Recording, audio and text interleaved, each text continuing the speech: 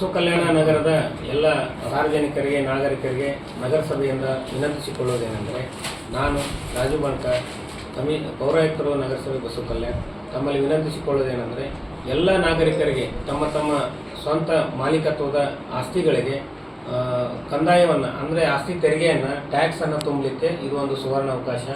ನೀವುಗಳೆಲ್ಲ ನಿಮ್ಮ ಮನೆಯ ಕಂದಾಯವನ್ನು ತುಂಬಬೇಕಾದ್ರೆ ಕಚೇರಿಗೆ ಬಂದು ಅದರ ಚಲನನ್ನು ತಗೊಂಡು ತುಂಬಬೇಕಾಗುತ್ತೆ. ಇದಕ್ಕಾಗಿ ಸರ್ಕಾರ ಯಾರು ಏಪ್ರಿಲ್ ಅಂತ್ಯದವರೆಗೆ ಯಾರು ತುಂಬ್ತಾರೋ ಅವರಿಗೆ 5% ರಿಯಾಯಿತಿಯನ್ನು ಅಂದರೆ ಆಸ್ತಿ ತೆರಿಗೆಯ 5% ರಿಯಾಯಿತಿಯನ್ನು ಕೊಟ್ಟಿದೆ. ಇದರ ಸದುಪಯೋಗ ಪಡೆದುಕೊಂಡು ನಿಮ್ಮ ಆಸ್ತಿ ತೆರಿಗೆಯನ್ನು ಸಕಾಲದಲ್ಲಿ ತುಂಬಿ ಮತ್ತು 5% ಏನು ಸರ್ಕಾರ ರಿಯಾಯಿತಿ ನೀಡಿದೆಯೋ ಅದರ ಲಾಭವನ್ನು ಪಡ್ಕೋಬೇಕನ್ನುವಂಥದ್ದು ನಮ್ಮ ಒಂದು ಕಳಕಳಿಯ ವಿನಂತಿ. ಅದರೊಂದಿಗೆ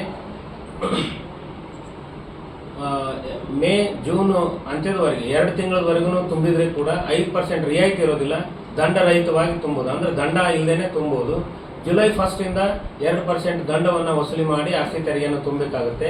ದಂಡದ ಒಂದು ಕ್ರಮವನ್ನು ತಪ್ಪಿಸಿಕೊಂಡು ಮತ್ತು 5% ರಿಯಾಯಿತಿಯನ್ನು ಒಂದು ಉಪಯೋಗ ತಗೊಂಡು ನಮ್ಮ ನಗರಸಭೆಗೆ ಕಂದಾಯವನ್ನು ಭರಿಸಿ ನಗರದ ಅಭಿವೃದ್ಧಿಗೆ ಸಹಕರಿಸಬೇಕಂತೇಳಿ ಎಲ್ಲ ನಾಗರಿಕರಲ್ಲಿ ನಾನು ಮನವಿಯನ್ನು ಮಾಡಿಕೊಳ್ತೇನೆ.